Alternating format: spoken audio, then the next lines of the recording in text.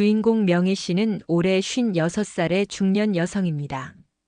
남편과 함께 30년 넘게 작은 제조업체를 운영하며 알뜰하게 재산을 모아온 그녀는 금과 보석에 대한 애착이 남달랐습니다. 어린 시절 가난했던 기억 때문인지 명희 씨는 여유가 생길 때마다 조금씩 금목걸이와 다이아몬드, 반지, 금귀걸이 등을 구매해 모아왔습니다. 그녀에게 이런 귀금속들은 단순한 장신구가 아니라 평생 땀 흘려 일한 대가이자 불안한 미래를 대비한 저축 수단이었습니다. 명희 씨는 평소 외출할 때마다 이 귀금속들을 몸에 착용하는 습관이 있었습니다. 2돈짜리 금목걸이 2개, 1돈짜리 금목걸이 1개, 그리고 1캐럿짜리 다이아 반지 3개, 금귀걸이 1쌍까지 합치면 시가로 최소 5천만 원은 좋게 넘는 금액이었습니다. 주변 사람들은 그녀에게 그렇게 많은 귀금속을 한꺼번에 착용하고 다니는 것이 위험하다고 충고했지만 명희 씨는 자신이 관리하면 문제없다며 개의치 않았습니다. 지난 4월 명희 씨는 대학 동창들과 오랜만에 만나 저녁 식사를 했습니다. 20년 만에 만난 친구들과의 자리는 시간 가는 줄 모르고 이어졌고 소주와 맥주가 섞인 술잔이 계속해서 오갔습니다. 평소 술을 잘 마시지 못하는 명희 씨였지만 오랜만에 만난 친구들과의 즐거운 시간에 취기가 올라오는 것도 잊은 채 계속 술을 마셨습니다. 밤 11시가 넘어서야 모임이 끝났고 명희 씨는 비틀거리며 택시를 탔습니다. 집으로 가는 길 명희 씨는 어깨와 목이 뻐근하게 아픈 것을 느꼈습니다. 요즘 공장 일이 바빠 스트레스가 쌓인 데다 오늘 오랜만에 만난 친구들과 오래 앉아 있었던 탓에 몸이 더욱 굳어 있었습니다. 술에 취한 상태에서 문득 마사지를 받으면 좋겠다는 생각이 들었습니다. 마침 택시 창밖으로 화려한 네온 사인의 타이 마사지 간판이 보였습니다. 명희 씨는 택시기사에게 그 마사지샵 앞에 세워달라고 했습니다. 택시에서 내려 마사지샵 문을 열고 들어가니 이국적인 인테리어와 은은한 조명, 그리고 향초 냄새가 코를 찔렀습니다. 카운터에는 태국 출신으로 보이는 젊은 여성 직원이 앉아 있었고 명희 씨를 보자마자 환한 미소로 맞이했습니다. 명희 씨는 어눌한 발음으로 전신 마사지를 신청했고 직원은 친절하게 안내하며 2층으로 올라가는 계단을 가리켰습니다. 2층에는 여러 개의 방이 있었고 직원은 명희 씨를 가장 안쪽에 있는 5호실로 안내했습니다.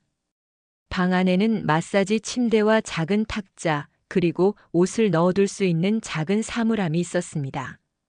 직원은 명희 씨에게 샤워를 먼저 하고 가운으로 갈아입으라고 안내한 뒤 방을 나갔습니다.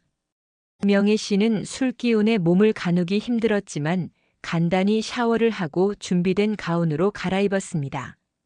이때 명희 씨는 중대한 실수를 저질렀습니다. 평소라면 귀금속을 벗어 안전하게 보관했겠지만 술에 취한 상태에서 그녀는 금목걸이 3개와 다이아 반지 3개, 금귀걸이를 그대로 착용한 채 마사지 침대에 누웠습니다.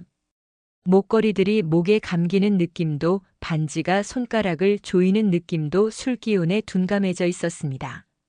명희 씨는 그저 빨리 마사지를 받고 싶다는 생각뿐이었습니다. 10여 분쯤 지났을까 노크 소리와 함께 태국 여성 마사지사가 들어왔습니다. 30대 중반쯤 되어 보이는 그 마사지사는 유창하지는 않지만 의사소통이 가능한 수준의 한국어를 구사했습니다. 명희 씨는 특히 어깨와 목 부위가 아프다고 말했고 마사지사는 알겠다며 미소를 지었습니다. 마사지가 시작되었고 명희 씨는 마사지사의 손길에 몸의 긴장이 서서히 풀리는 것을 느꼈습니다. 그런데 마사지를 받은 지 20분쯤 지났을 때 명희 씨의 의식이 점점 흐려지기 시작했습니다. 술기운과 마사지의 시너지 효과인지 아니면 하루 종일 쌓인 피로가 한 번에 몰려온 것인지 명희 씨는 자신도 모르게 깊은 잠에 빠져들었습니다. 마사지사가 계속 몸을 주무르고 있다는 것도 주변에서 무슨 일이 일어나고 있는지도 전혀 알지 못한 채 명희 씨는 완전히 의식을 잃었습니다. 얼마나 시간이 흘렀을까요? 명희 씨는 누군가 어깨를 흔드는 느낌에 정신을 차렸습니다. 눈을 뜨니 아까와는 다른 여성 직원이 서 있었고 그녀는 명희 씨에게 마사지가 끝났으니 일어나라고 말했습니다.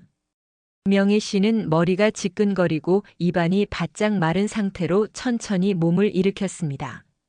시계를 보니 새벽 2시가 넘어 있었습니다. 마사지를 받기 시작한 지 2시간도 더 지난 시간이었습니다. 명희 씨는 비틀거리며 옷을 갈아입으려고 사물함을 열었습니다. 그리고 거울을 보는 순간 그녀는 비명을 지를 뻔했습니다. 분명히 착용하고 있었던 금목걸이 3개가 모두 사라져 있었습니다. 황급히 손을 확인하니 다이아 반지 3개도 모두 없어져 있었고 귀를 만져보니 금귀걸이마저 흔적도 없이 사라진 상태였습니다. 명희 씨는 순간 술이 확 깨는 느낌이었습니다. 명희 씨는 급히 방문을 열고 밖으로 나가 직원들을 불렀습니다. 아까 자신을 맞이했던 카운터 직원과 마사지를 해준 마사지사를 찾았지만 그들은 이미 퇴근한 뒤였습니다. 대신 야간 근무를 하는 다른 직원이 명희 씨의 다급한 목소리를 듣고 나타났습니다. 명희 씨는 귀금속이 모두 없어졌다고 소리쳤고 그 직원은 당황한 표정으로 매니저에게 연락을 취했습니다. 10여 분 후 마사지샵 매니저라는 40대 남성이 급히 달려왔습니다. 명희 씨는 자초지종을 설명했고 매니저는 심각한 표정으로 상황을 파악했습니다. 그는 명희 씨에게 혹시 귀금속을 착용한 채로 마사지를 받았느냐고 물었고 명희 씨는 술에 취해서 실수했다고 답했습니다. 매니저는 난처한 표우로 고개를 저으며 손님이 귀중품을 직접 관리하지 않은 것은 샵의 책임이 아니라고 말했습니다. 명희 씨는 분노가 치밀어 올랐습니다. 자신이 마사지를 받는 동안 분명히 누군가 귀금속을 훔쳐갔을 텐데 매니저는 오히려 샵의 책임이 아니라고 발뺌하고 있었습니다. 명희 씨는 당장 경찰에 신고하겠다고 소리쳤고 매니저는 그렇게 하라며 오히려 당당한 태도를 보였습니다. 명희 씨는 떨리는 손으로 휴대폰을 꺼내 일일이에 신고 전화를 걸었습니다. 경찰이 도착하기까지는 20여 분이 걸렸습니다. 2명의 경찰관이 현장에 도착했고 명희 씨는 다시 한번 상황을 설명했습니다. 경찰은 매니저와 당시 근무했던 직원들의 신원을 확인하고 마사지샵 내부에 CCTV가 있는지 물었습니다. 매니저는 프라이버시 보호를 위해 마사지룸 내부에는 CCTV가 없고 복도와 입구에만 설치되어 있다고 답했습니다. 경찰은 복도 CCTV 영상을 확인했습니다. 영상에는 명희 씨가 마사지룸에 들어가는 모습, 마사지사가 들어가는 모습, 그리고 1시간 반 정도 후에 마사지사가 나오는 모습이 찍혀 있었습니다. 하지만 마사지사가 무언가를 들고 나오는 모습은 확인되지 않았습니다. 마사지사는 빈손으로 방에서 나왔고 이후 다른 직원들이 명희 씨를 깨우러 들어가기 전까지 아무도 그 방에 들어가지 않은 것으로 보였습니다. 경찰은 명희 씨에게 혹시 다른 곳에서 귀금속을 잃어버렸을 가능성은 없는지 물었습니다. 명희 씨는 단호하게 아니라고 답했습니다. 저녁 식사 자리에서 친구들이 자신의 귀금속을 보고 칭찬했고 택시를 타고 오는 동안에도 분명히 착용하고 있었다고 말했습니다. 경찰은 그렇다면 마사지를 받는 동안 잃어버린 것이 확실하다며 일단 절도 사건으로 접수하고 수사를 진행하겠다고 했습니다. 다음 날 명희 씨는 술이 깬 상태로 다시 경찰서를 찾아갔습니다.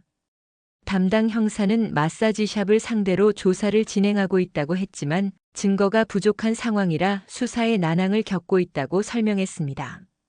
마사지사는 명희 씨가 귀금속을 착용한 것을 전혀 보지 못했다고 진술했고 다른 직원들도 같은 말만 되풀이했습니다.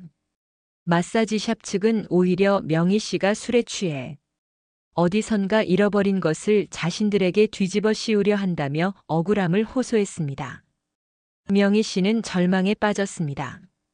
30년 넘게 모아온 귀금속이 한순간에 사라졌는데 범인을 찾을 수 있는 증거가 전혀 없었습니다. 형사는 명혜 씨에게 마사지샵 직원들의 집과 물품을 압수수색할 수 있는 영장을 신청하겠지만 확실한 증거가 없는 상황에서 법원이 영장을 발부해 줄지는 미지수라고 했습니다. 명혜 씨는 자신의 경솔한 행동을 후회하며 눈물을 흘렸습니다. 며칠 후 형사로부터 연락이 왔습니다. 압수수색 영장이 기각되었다는 소식이었습니다. 법원은 명확한 증거 없이 단순히 의심만으로는 영장을 발부할 수 없다고 판단했습니다. 형사는 계속 수사를 진행하겠지만 솔직히 해결이 쉽지 않을 것 같다고 조심스럽게 말했습니다.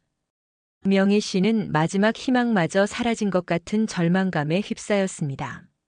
명혜 씨는 남편에게도 이 사실을 알렸습니다. 남편은 처음에는 화를 냈지만 아내의 억울한 심정을 이해하며 함께 해결 방법을 찾아보기로 했습니다. 부부는 변호사를 찾아가 법적 대응 방안을 상담했습니다.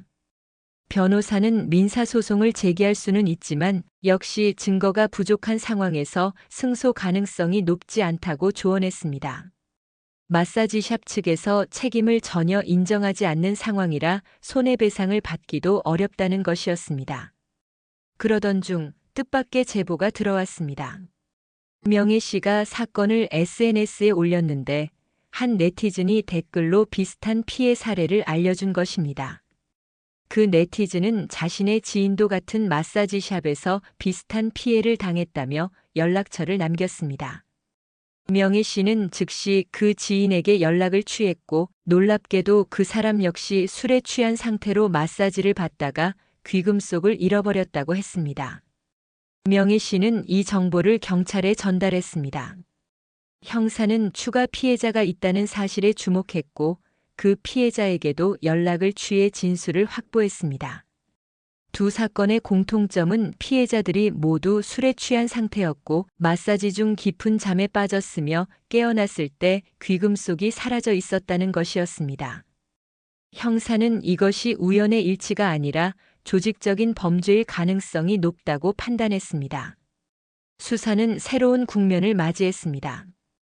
경찰은 다른 피해자들도 있을 것으로 보고 해당 마사지샵을 이용한 손님들을 대상으로 추가 조사를 실시했습니다.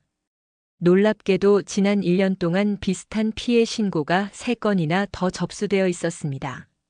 모두 술에 취한 상태로 마사지를 받다가 귀중품을 잃어버렸다는 내용이었지만 당시에는 각각 독립적인 사건으로 처리되어 연관성이 파악되지 않았던 것입니다. 경찰은 5건의 피해 사례를 종합하여 재수사에 착수했습니다. 그리고 놀라운 사실을 발견했습니다.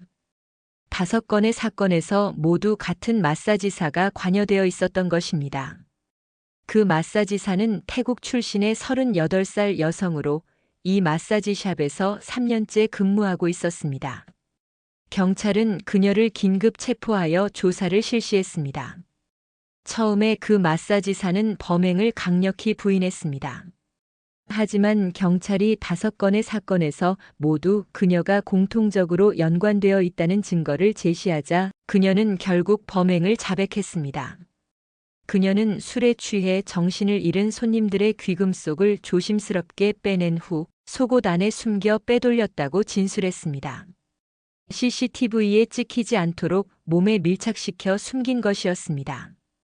더욱 충격적인 사실은 이 범행에 마사지샵 매니저도 공모했다는 것이었습니다. 매니저는 술에 취한 손님들이 오면 특정 마사지사에게 배정하도록 지시했고 훔친 귀금속을 팔아 이익을 나눠 가졌습니다. 경찰은 매니저도 체포하여 조사했고 그는 결국 공범 관계를 인정했습니다. 두 사람은 이런 방식으로 3년간 최소 10여 건 이상의 절도를 저질렀고 수억 원대의 부당 이득을 챙긴 것으로 드러났습니다. 경찰은 두 사람의 집과 마사지샵을 압수수색했습니다. 마사지사의 집에서는 명희 씨의 금목걸이 1개와 금귀걸이가 발견되었습니다. 나머지 귀금속들은 이미 처분된 상태였지만 매니저의 휴대폰에서 귀금속을 판매한 내역과 메시지 기록이 확인되었습니다. 경찰은 이를 토대로 귀금속을 구매한 금은방들을 추적했고 일부 귀금속을 회수하는 데 성공했습니다. 사건이 해결되자 명희 씨는 안도의 한숨을 쉬었습니다. 비록 모든 귀금속을 되찾지는 못했지만 범인이 잡혔다는 사실만으로도 억울함이 많이 풀렸습니다. 마사지사와 매니저는 특수절도 혐의로 기소되었고 재판에서 각각 징역 3년과 4년을 선고받았습니다. 또한 피해자들에게 손해배상을 하라는 판결도 함께 내려졌습니다. 명희 씨는 이 사건을 통해 값비싼 교훈을 얻었습니다. 아무리 피곤하고 술에 취했다고 해도 귀중품 관리는 절대 소홀히 해서는 안 된다는 것이었습니다. 특히 낯선 장소에서는 더욱 조심해야 한다는 사실을 뼈저리게 깨달았습니다. 명희 씨는 이후 귀금속을 외출 시 착용하지 않고 금고에 보관하기로 했습니다. 이 사건은 언론에도 보도되었고 많은 사람들에게 경각심을 일깼습니다. 특히 술에 취한 상태로 마사지샵이나 찜질방 등을 이용할 때는 귀중품을 미리 안전한 곳에 보관해야 한다는 점이 강조되었습니다. 또한 업소를 선택할 때도 신뢰할 수 있는 곳인지 미리 확인하는 것이 중요하다는 교훈도 전해졌습니다. 명희 씨는 자신과 같은 피해자가 더 이상 나오지 않기를 바라는 마음에서 적극적으로 사건 경위를 공유했습니다. 그녀는 인터뷰에서 한순간의 방심이 얼마나 큰 피해로 이어질 수 있는지 몸소 경험했다며 다른 사람들은 자신과 같은 실수를 하지 않기를 바란다고 말했습니다. 또한 피해를 당했을 때 포기하지 않고 끝까지 신고하고 대응하는 것이 중요하다고 강조했습니다. 여러분, 오늘 이야기는 여기까지입니다. 명희 씨의 사례는 우리에게 소중한 것을 지키기 위해서는 항상 경계를 늦추지 말아야 한다는 교훈을 줍니다. 특히 술에 취했을 때는 판단력이 흐려지기 때문에 더욱 조심해야 합니다. 여러분도 외출하실 때, 특히 낯선 장소를 이용하실 때는 귀중품 관리에 각별히 신경 쓰시기 바랍니다.